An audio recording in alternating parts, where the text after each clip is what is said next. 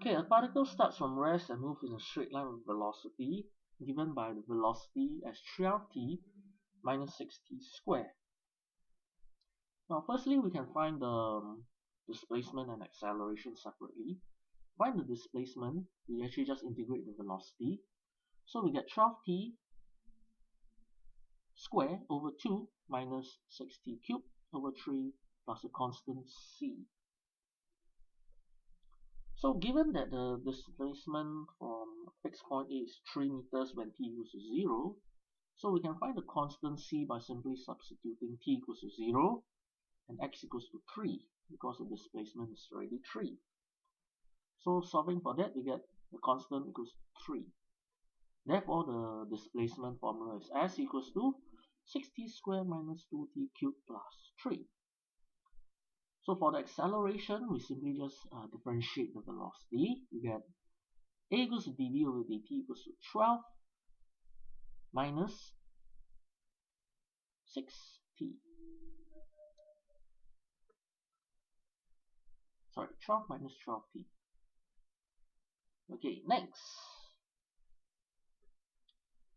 Find the acceleration when it's instantaneously at rest. When it's instantaneously at rest, we mean that the velocity is equals to 0.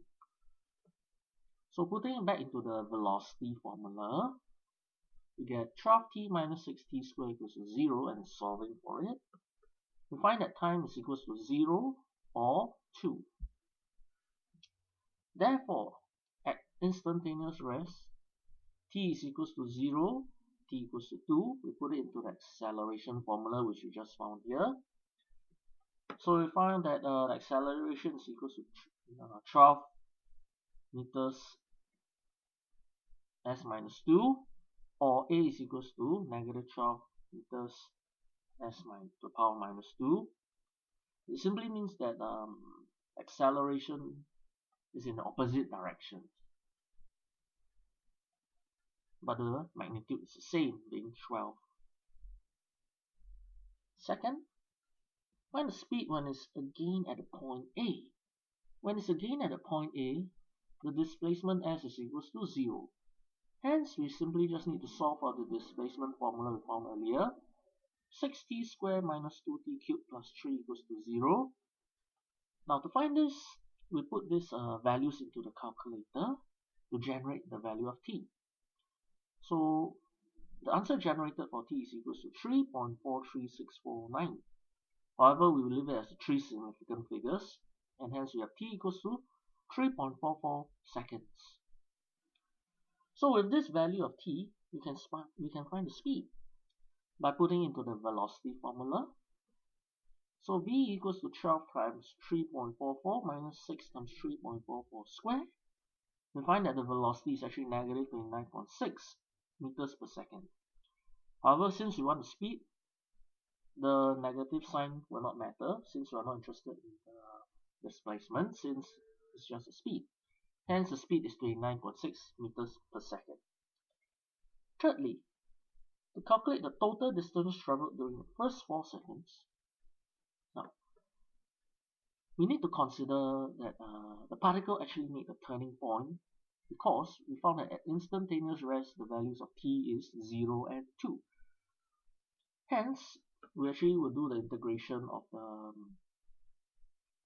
the velocity to get the displacement, and we put in the limits from 0 to 2 and followed by 2 to 4. The reason is because from 2 to 4 the particle is moving in the opposite direction, so we need to calculate them separately by finding the magnitude only, hence the modular sign. So working these two limits separately, from 0 to 2, we find that the distance covered is 8. From 2 to 4, the distance covered is actually negative 32, negative 8. And we take the modulus of this because we are finding the distance, which is 40. Hence, the answer is 8 plus 40, which is 48 meters of distance covered. Finally, describe the particle's motion when t equals to 4. Now, we just put it into the acceleration formula. We find that the acceleration is equal to 36 meters per second square. This means that the particle is accelerating away from point A at 36 meters per second square.